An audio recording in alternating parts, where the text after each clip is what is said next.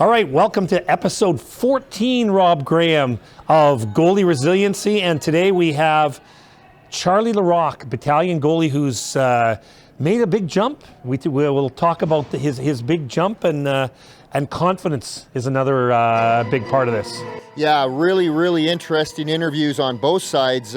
Your exploration of his journey, and then delving into a little bit of that confidence that he has, and some of the Mike McIver swagger. And let's throw to that interview that you did with Charlie right now. All right, welcome to Goalie Resiliency. We're here with Charlie Larocque, goaltender with the North Bay Battalion, and we always start off, Charlie, talking about where the roots of goaltending came. So tell me how you started to get into the pads. Yeah, so kind of just started when I was, I don't know, it'd just be when I was playing when I was 5 maybe. Everyone would take a turn at goalie and whatever, and I always wanted it to be my turn, and my parents were kind of like hesitant about it, but my dad was also a goalie, so I'd see him all the time out at his men's league or whatever, stuff like that. So I was just like, wanted to be like him, so it's kind of where I came from. Role models growing up.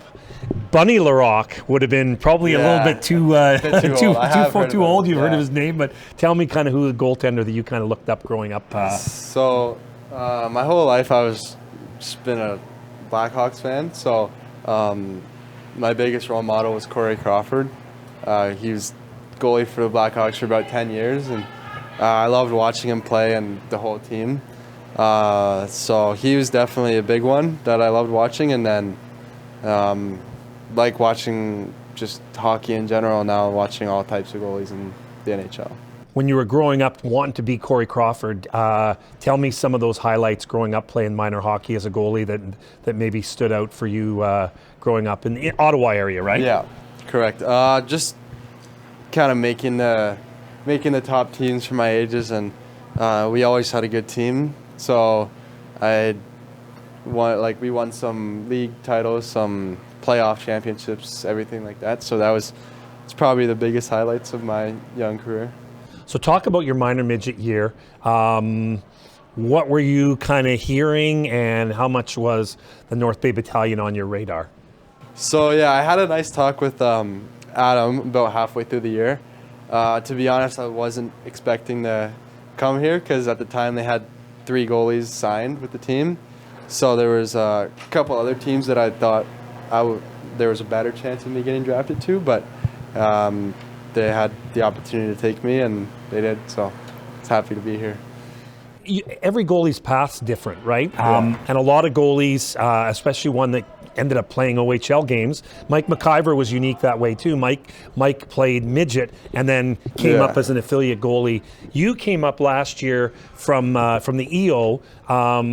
First of all, I guess let's talk about that year playing Junior B in the EOJHL, which is like the Junior B to the CCHL in the Ottawa area. So tell me about that year, and obviously getting to the finals must have been really special. Yeah, it was nice. It was great. We had a great team. I thought we got off to a great start, and me and my goalie partner were both really good. We were probably best goalie duo in the league, I would say. And we pushed each other a lot, so we split games, and there wasn't a clear starter throughout the whole year. So that really helped, having good goaltending, and then we kind of just had momentum going into the playoffs and took it to the finals. So in the midst of that, you ended up signing here. So tell me, I guess, what that meant to you to get that commitment from the team at that time. It meant a lot. I mean, it's like I've always been it was always kind of a dream to play Major Junior. I would rather, when I was younger, I would probably rather play for the 67s, but I'm happy to be here now. And yeah, it was just awesome when Adam texted me and said that he wanted to sign me as a goalie for the team and wanted to keep me around for the future. So you come in, you sign, and you're thinking, well, I'll go maybe watch some playoff games. Yeah. But that's not how hockey works, right? And Dom ends up getting that injury, and all of a sudden, you you're kind of almost in two places. They end up having an e-bug here because you were still playing playoffs, but once your playoffs were done, you were with a team trying to in the Final Four in the OHL championship. So tell me a little bit about what you learned coming here at the most critical time and watching a team in the playoffs in the OHL. Yeah, so I learned a lot, especially from the older guys, about just routines and how they take care of themselves, and just everything that goes into the process of being a championship contender in this league, and from a team-oriented way and also individual. I also learned a lot from Mike. He had a great playoff run last year, and he really played to his strengths and took the team a long way. And he was also great to learn how he carried himself throughout that process and how he practiced and how he played. You guys, he's a left-handed goalie, you're a right-handed goalie, he's an athletic goalie, and you are an economical goalie, I like to say. So maybe talk a little bit about, obviously two different type of goaltenders, but obviously, both of you guys are on the OHL or NHL central scouting list, which is something that a lot of OHL teams can't say. Yeah, so it's good. I had the same thing last year. My goalie partner was the exact same, so I try not to play how he plays, but I know he's really good at what he does, and he stops pucks, so that's all you can ask from him. And maybe lastly for me, your thoughts on getting on that list, what that meant to you. And you really didn't know. I think it kind of caught you by surprise. You're rated as a C prospect in the upcoming NHL draft in 2025. Yeah, so I had no idea really. Just the guys, it was after practice one day, and the guys were just on their phones and told me I was rated in C or whatever. I wasn't expecting it to come out, but I thought I played well at the start of the year, and I deserve to be on there. What do you think your secret's been in the coming in? We talked off camera about you made the jump from almost like two levels, like junior B to major junior, is a bit of a challenge. Even sometimes a goalie that plays junior A and makes the jump up to major junior, there's a transition to make. Yeah. You jumped two levels up here. So tell me what that's been like, trying to go from the EOJHL to the OHL. Yeah, it's nice. Just the biggest thing is just being confident in yourself and your teammates to make good plays when they need to, and just being confident in your abilities to stop the puck and win games for your team. And it helped a lot. I worked with Maverick Parks this summer, and he's very involved with the team. So it was nice kind of getting the battalion goaltending training this summer. Awesome. All right, well, the tough questions are coming. Thanks a lot, Charlie. We'll be back in a bit when Dr. Rob Graham takes my spot, and they chat about a lot of stuff that way over my goaltending head. Goalie Resiliency is broadcasted from inside the 360 Goaltending Icebox in North Bay, Ontario. 360 Goaltending, redefining Canadian goalie culture.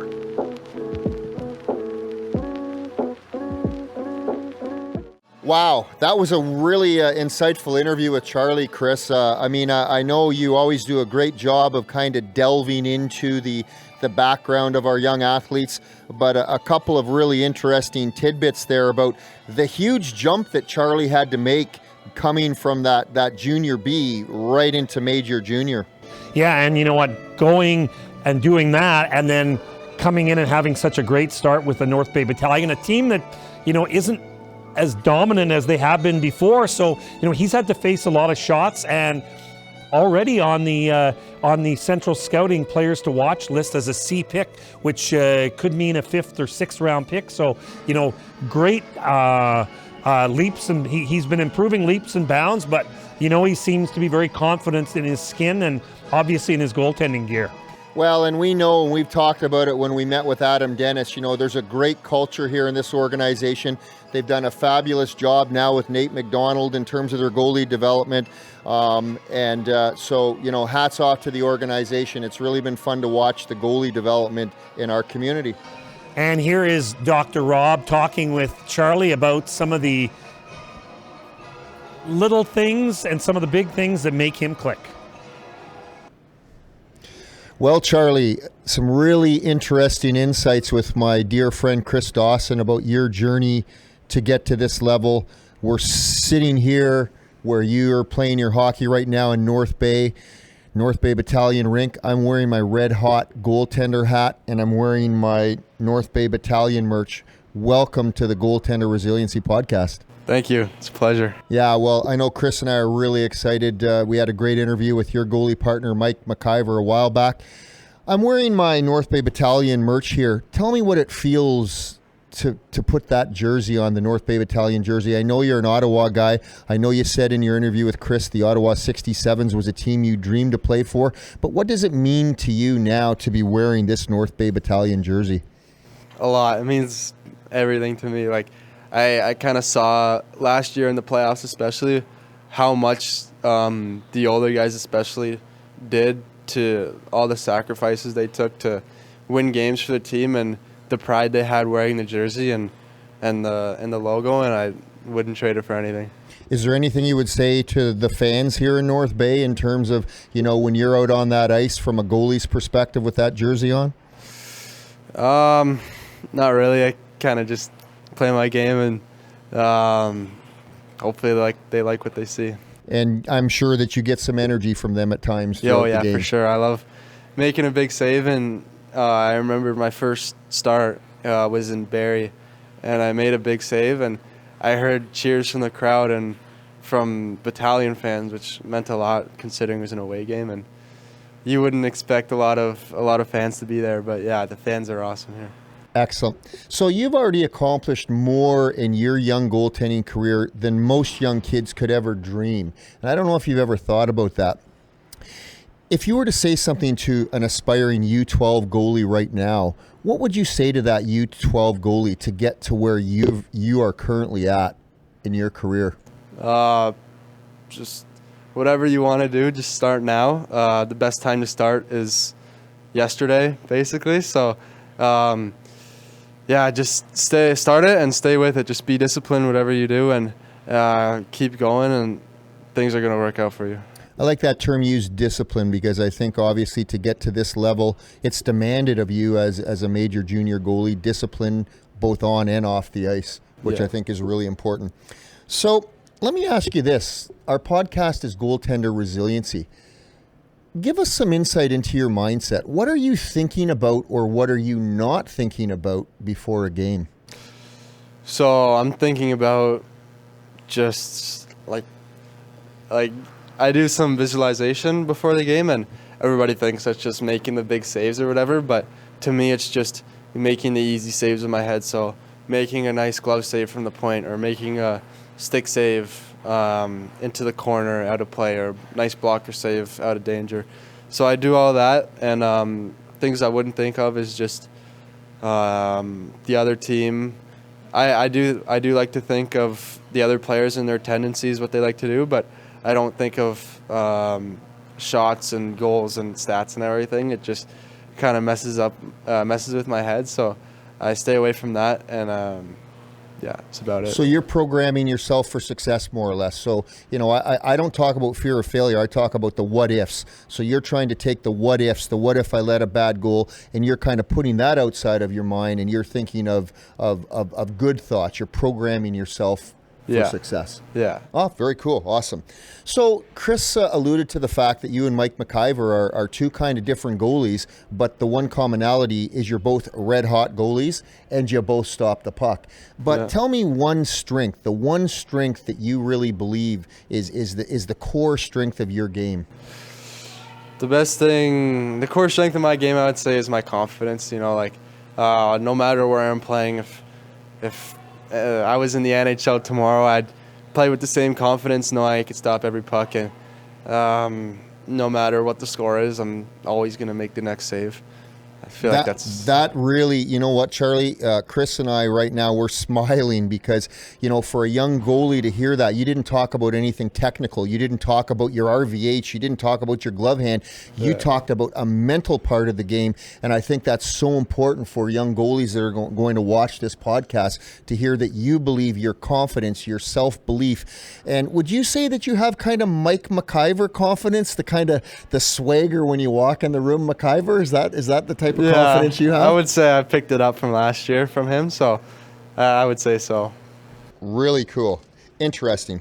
Okay, so let's, just before we get ready to wrap up here, tell me what your favorite piece of equipment is. What's the one piece of equipment? You're stranded on an island with only one piece of your goal equipment. What would it be and why? Probably my stick. I don't know if you see me play at all, but I'm not shy to handle the puck at all, and I like to do it. I've always been confident and ahead of my competition with making big plays and stuff like that, so I think that's one thing that separates me from other goalies is just my ability to handle the puck and make plays with it. Have you ever watched Ron Hextall handle his stick? Yeah, I have. Okay, all right. So you then, my friend, are very aware of Chris and I, the retro goaltending. All right, well, we are now at the time in our podcast. If you've watched this podcast, you will know your game, Charlie, is this or that. Okay, so it's basically just going to be simple questions. It's going to be this or that. Okay. All right, are you up to it? Yeah. Okay, here we go. This or that. Talking dogs or talking babies? Talking babies. Talking babies. Yeah. Interesting. Okay. On the road, ketchup or ranch? Ketchup. All right. This is the Halloween edition. Okay. Zombies or vampires? Zombies. Yeah, I go with zombies too. Okay, now, having spent a fair amount of time on buses myself back in the day, not calling anybody out, bad breath or body odor? Oh, that one's difficult. It depends. That one's difficult. Depends. You can smell. I think bad breath is worse, but you can smell body odor from further away. So this or that. I'll say bad breath. Okay, all right. Just between you and I, right? Okay. Air guitar or air drums? Air drums. That a boy. And you know I'm a drummer. Yeah. Final question. You know this time. Don't let me down, Charlie. Rock or country? Just because they play it so much in the room, I'll say country. Well, you know what? Despite that answer, you are a rock star. Thank you so much for coming on to the podcast. Great insights, and I know that there'll be some goalies out there that are really going to benefit from some of your insights. Thanks a lot, Charlie. Thank you. Goalie Resiliency is broadcasted from inside the 360 Goaltending Icebox in North Bay, Ontario. 360 Goaltending, redefining Canadian goalie culture.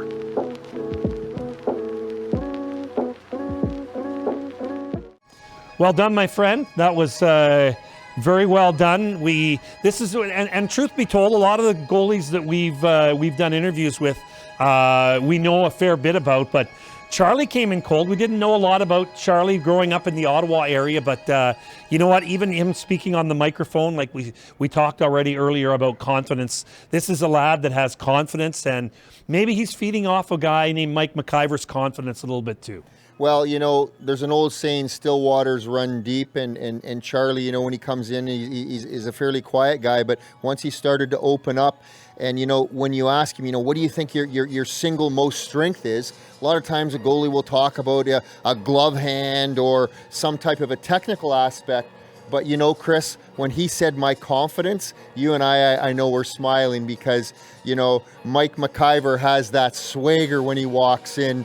And I'm sure that he has had that incredible impact on Charlie, and Charlie cited it.